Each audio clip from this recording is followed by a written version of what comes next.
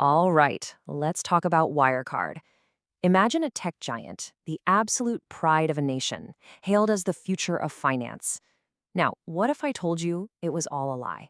This is that story, how one of Germany's brightest stars became one of the biggest financial frauds in history. 22 billion euros. Just let that number sink in for a second. At its absolute peak, that's what Wirecard was worth. This company was supposed to be Germany's answer to Silicon Valley, a true titan in the fintech world. And then, poof, it was gone. In the span of about a week, that entire colossal valuation just evaporated, leaving investors, employees, and pretty much an entire country in total shock. You see, the story of Wirecard isn't just about a company that failed. No. It's a wild tale of audacious fraud, a little bit of international espionage, and a complete and utter failure of the people who were supposed to be watching. So how did Germany's tech champion pull off its biggest bank robbery? Let's get into it. So, before the big collapse, Wirecard was everything. You have to remember, Germany's economy was famous for old-school engineering. Cars and machinery. Wirecard felt different. It was a symbol of a new, bright, digital future. So what did they actually do? Well, on paper, they were a payment processing company. They got their start back in the early 2000s, handling the money for, let's just say, the shadier side of the internet, like online gambling and adult websites, but they quickly cleaned up their image to become this huge, mainstream global player. And to really get a sense of the hype, just look at this chart. At its peak, Wirecard wasn't just big, it was worth more than Deutsche Bank and Commerzbank, Germany's two biggest, oldest banks combined. It even got into Germany's super prestigious DAX stock index, which is kind of like their Dow Jones. And get this? To get in, it literally kicked Commerzbank out. And this guy, CEO Markus Braun, was the public face of it all. He was just brimming with this unstoppable confidence, brushing off any and all questions.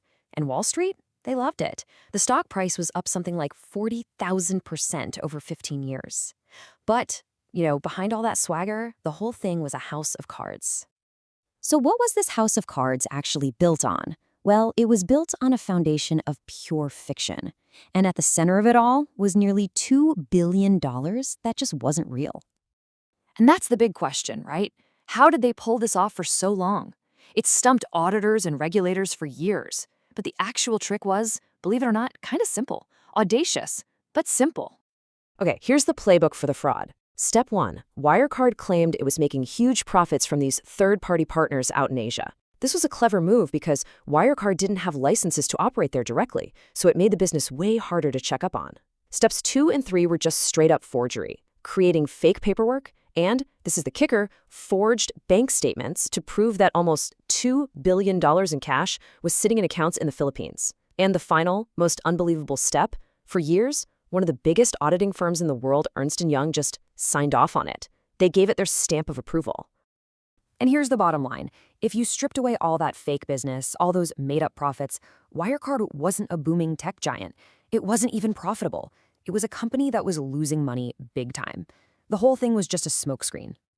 So who was behind this massive deception? It really boils down to two men. One of them is sitting in a jail cell right now, and the other, well, he's basically vanished into thin air. So on one side, you've got the CEO, Markus Braun.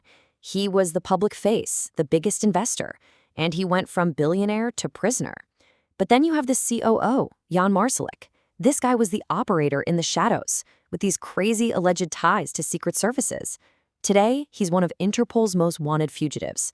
He really is the ghost in this machine. And I mean, this is where the story gets really weird, like something out of a spy novel. This guy, Marsalek, was living a life that just doesn't make sense. He was traveling with Russian mercenaries in Syria. He abandoned a mansion in Munich that had, of all things, intensive care beds and a locker full of drugs. And he's believed to have personally siphoned about 1.5 billion euros out of the company. A complete double life. So after years and years of dodging questions and faking it, the end came, and it came fast. It took just 1 week in June of 2020 for the entire 22 billion euro empire to just go up in smoke. Just look at how fast the dominoes fell. On June 18th, Marsalek gets suspended. The very next day, the auditors finally say no, we're not signing the books. By the 22nd, the company itself admits the money probably never existed. The 23rd, the CEO is arrested, and by the 25th, it's over. Wirecard files for insolvency, the first company on Germany's main stock index to ever go bankrupt. Now, here's the thing. This wasn't just about a couple of criminals. For a fraud this big to go on for this long, an entire system of checks and balances had to fail. And boy, did it ever. So who's to blame here? Well, the list is long. You've got the auditors, Ernst & Young, who somehow signed off on forged documents for years. You've got Germany's own financial regulators, who not only ignored journalists' warnings, they actually went after the journalists. Prosecutors didn't act. The company was even getting political support from the very top of the German government. It was just a total embarrassing failure across the board. And all of this leaves us with a really critical question that goes way beyond just Wirecard.